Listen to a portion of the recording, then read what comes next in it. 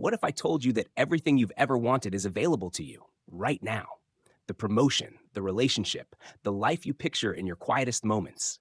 And what if I told you the only thing standing in your way isn't money or talent or even luck, but a single three-letter word you're too afraid to use? Every dream you've let fizzle out, every opportunity you've watched slip by, every time you've settled for less, it all comes down to the same invisible wall: the fear of asking. Studies have found that we consistently and dramatically underestimate how willing other people are to help us, sometimes by as much as 50%.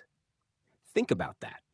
We go through our lives assuming the answer is no, when half the time it's a yes, just waiting for us. But this isn't just about asking other people. It's about asking yourself the right questions. It's about asking the universe for what you actually deserve. Today, I'm going to tell you how my life became a wasteland of missed opportunities, all because I didn't know how to ask. And then I'll share the blueprint that changed everything. I was 24, sitting in a cubicle that felt more like a cardboard box, and I was completely, utterly invisible. I'd watch my coworkers, people with half my drive and a fraction of my results, get raises, promotions, the interesting projects. And me? I was reliable. I was quiet. I was the guy you gave the grunt work to because you knew I'd do it without a single complaint. I told myself this was noble, that my hard work would eventually speak for itself, that one day my boss would stroll over, tap me on the shoulder, and say, "We see you. We value you. Here's everything you've been hoping for." Of course, that day never came, and it never would have, because the world doesn't give you what you deserve. It gives you what you ask for. My fear of asking wasn't born in that office. It was built brick by brick over a lifetime of subtle lessons. It starts young, doesn't it? We see toddlers insisting, "I can do it myself," even when they're clearly struggling. We're praised for being self-reliant. We're taught that needing help is a sign of weakness, an admission that you can't handle your own business. For me, it was the echo of my father's voice, a man who believed you put your head down, you do the work, and you never show you're struggling. Asking for help was being a burden. This belief became the operating system for my entire life. In high school, I wanted to ask the smartest girl in chemistry to be my lab partner. I just knew we could ace the final together. But the fear of her saying no was so paralyzing that I ended up with a partner who couldn't care less, and I barely scraped by with a C. In college, I deeply admired one of my professors. I dreamed of being his research assistant. I must have written a dozen emails drafting the perfect ask, but I never clicked send. I told myself he was too busy, that he'd just see me as another star-struck student.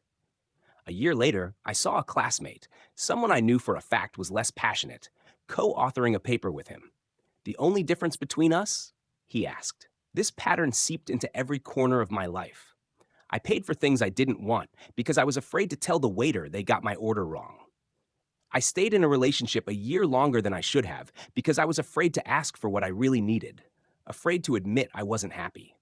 Each of these moments felt so small and insignificant on its own. But they were adding up. They were building a cage around me, one silent bar at a time. The office was just the final, suffocating version of this prison I'd built for myself. I still remember my annual review. I'd spent weeks putting together a document detailing every single one of my achievements. I had single-handedly streamlined a workflow that saved the company thousands of dollars a month. I took on extra projects, I worked late, I covered for sick colleagues. The document was my proof, my evidence. I walked into my boss's office, my heart pounding against my ribs. He smiled, glanced at my self-evaluation, and said, "Great work this year. Keep it up." And that was it. No mention of a raise, no talk of a promotion, just a pat on the head, and I said, "Thank you." I walked out of that office and felt this cold, hollowing shame. The words were right there, on the tip of my tongue. I'd like to discuss my salary. What's the path to a senior role? But the fear of being seen as demanding, as ungrateful, as needy, it was like a physical gag in my mouth. Society loves the myth of the rugged individual, and I had swallowed it whole. Asking for what I had earned felt like I was admitting failure. I went back to my desk, stared at my computer screen, and realized I had become a ghost in my own life. I was doing all the work of living, but getting none of the rewards. My silence wasn't noble. It was a slow suicide of ambition. And in that moment, I knew something had to break.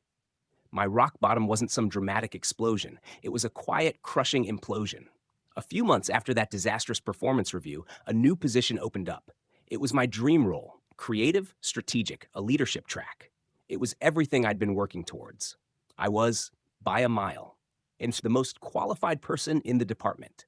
I updated my resume. I prepped my talking points. I did everything except actually tell my boss I wanted the job. I just assumed he knew. A week later, they gave the job to someone from another department, someone I had personally trained. That evening, I didn't go home. I just walked. I ended up in a bookstore, wandering the aisles, and my hand landed on a book. It was The Art of Asking by Amanda Palmer. I'd never heard of her, but the title felt like a cosmic joke. I bought it, went to a coffee shop, and started reading. That book was like a defibrillator for my soul. Palmer, a musician, wrote about her life as a street performer, where her income depended entirely on making a connection with strangers and receiving what they chose to give. She wrote, "From what I've seen, it isn't so much the act of asking that paralyzes us. It's what lies beneath. The fear of being vulnerable, the fear of rejection, the fear of looking needy or weak. That was it. That was the core of my problem, the fear of being vulnerable. I had always thought vulnerability was a weakness, but I was wrong. It's a strength. It's the courage to show someone your true self, your needs, your desires, with no guarantee of the outcome. I'd spent my life building armor to protect myself from that exact feeling. I thought my silence was strength, my self-reliance a shield. But it wasn't a shield. It was a cage. My armor was so thick that nothing could get out. Not my hopes, not my ambitions, not my voice. And it meant nothing could get in either. No help, no opportunities, no real connection. Palmer argues that asking isn't a transaction. It's a connection.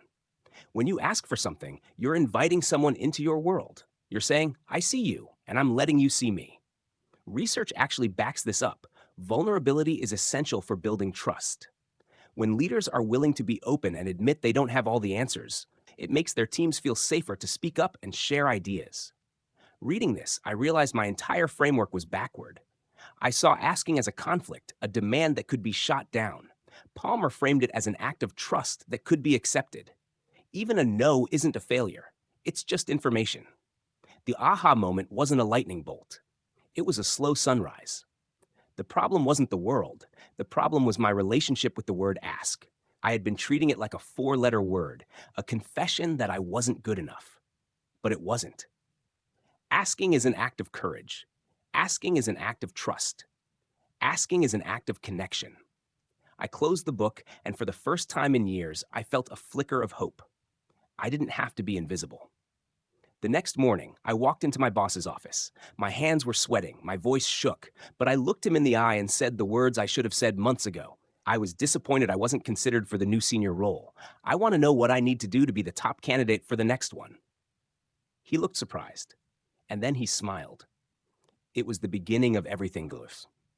That one conversation didn't magically fix everything, but it cracked the foundation of my fear. It was the first step on a new path, a path of asking with intention. Over the next few years, I deconstructed my fear and built a new system from scratch, a blueprint that I broke down into 3 core pillars.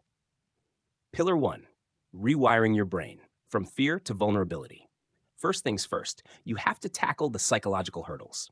The fear of asking is rarely logical. It's a messy knot of old beliefs. The first belief we have to kill is that vulnerability is weakness.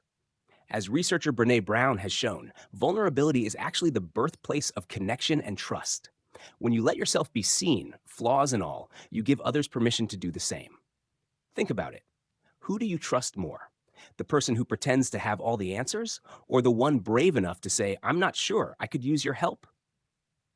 The second belief to get rid of is that rejection is personal. When you ask for something and get a no, it feels like a judgment on your worth. It's not. A no is just a data point. It could mean, not right now, or I'm not the right person. It could mean 1,000 things that have nothing to do with you. When you detach your self-worth from the outcome, the fear of no loses its power. Your job is to ask. Their job is to answer. That's it. So, how do you actually do this? Start small. Ask for low stakes things. Ask a stranger for the time. Ask a colleague for their opinion. Ask a friend for a small favor. Every time you ask and the world doesn't end, you're building a new neural pathway. You're teaching your brain that asking is safe.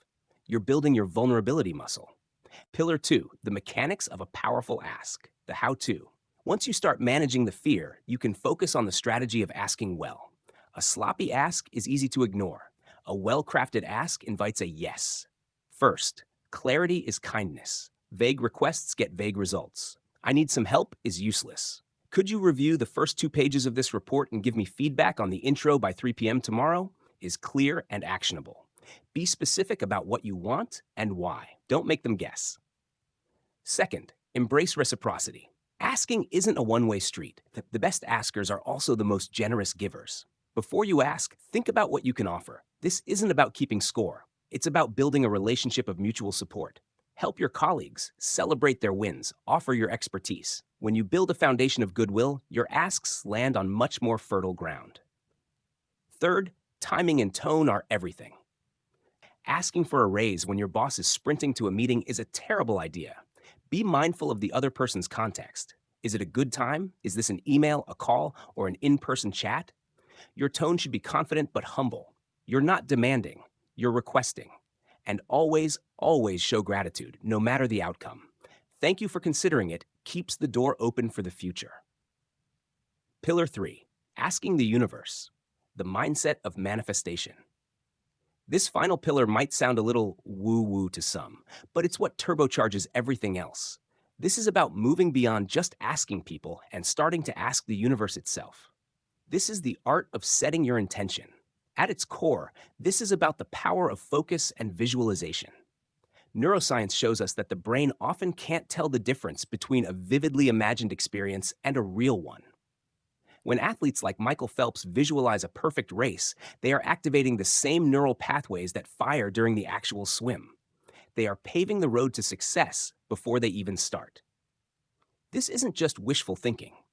Visualization is a tool to program your mind to spot opportunities and take the actions needed to make your goals a reality.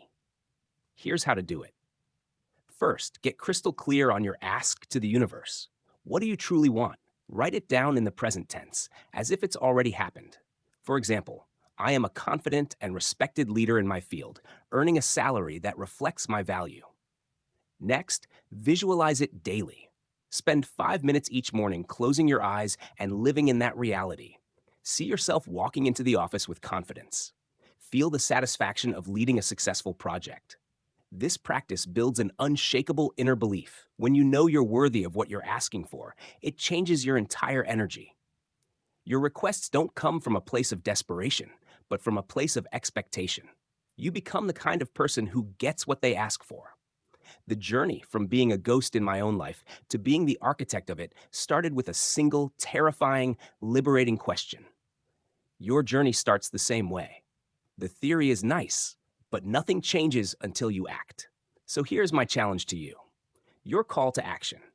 Identify one thing you've been afraid to ask for. It can be small, asking for a day off, asking a neighbor for a favor, or it can be the big one, that raise, that promotion. Write it down. Be specific. Use the pillars we talked about. And then within the next 48 hours, I want you to ask. When you do, come back and share your experience in the comments. Write, I asked, and tell us what happened. Your story will inspire someone else standing on that same ledge of fear. Your courage will be contagious. For years, I believed my life was defined by the opportunities I was given. I sat and waited for someone to recognize my worth. I now know that life isn't defined by what you're given, but by what you have the courage to ask for. The fear never completely disappears. I still get that tremor in my hands before a big ask, but now I see the fear differently. It's not a stop sign, it's a compass. It's pointing me directly toward my own growth. The fear is a signal that I'm about to do something that truly matters. Your biggest dreams aren't on the other side of talent or luck. They're on the other side of a single conversation, a single question. You don't need anyone's permission to build the life you want. You just need to be brave enough to ask for the first brick. The world is waiting. What are you going to ask for?